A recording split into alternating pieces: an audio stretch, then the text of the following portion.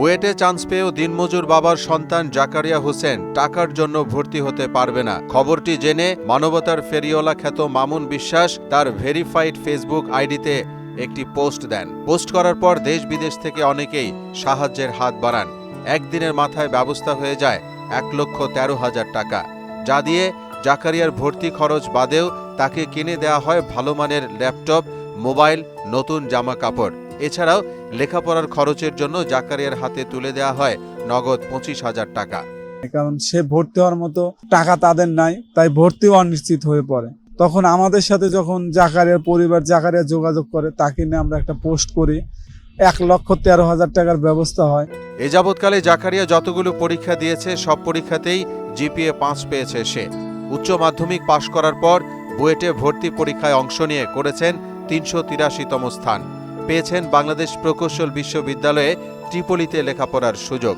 সুদবিহীন ব্যাংকিংয়ে আত্মশুদ্ধির পথ এনআরবিসি ব্যাংকের ইসলামিক ব্যাংকিং আল আমিন।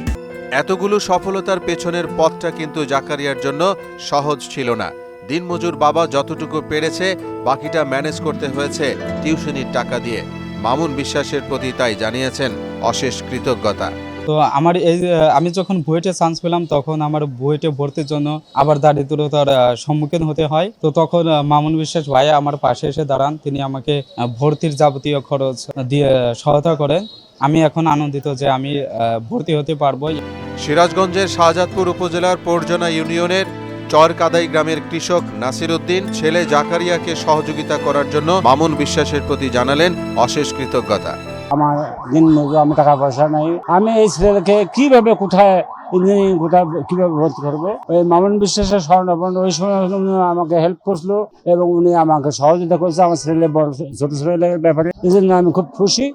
সমাজের বিত্তবানদের সহযোগিতায় জাকারিয়া পৌঁছাতে পারবে তার নির্দিষ্ট গন্তব্যে, এমনটাই এখন মনে করেন মানবতার ফেরিওয়ালা খ্যাত সমাজসেবক মামুন বিশ্বাস।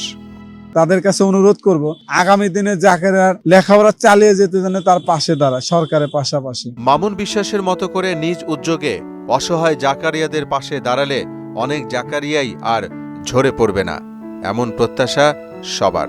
জাকারিয়া বুয়েটে চান্স পাওয়ার পর তার ভর্তি অনিশ্চিত হয়ে যায়, কারণ তার পরিবার অতটা সচ্ছল না। যাই হোক, দিন শেষে আমরা মামুন ভাইয়ের সাথে সহযোগিতা হিসেবে কাজ করে আমিও খুবই আনন্দিত।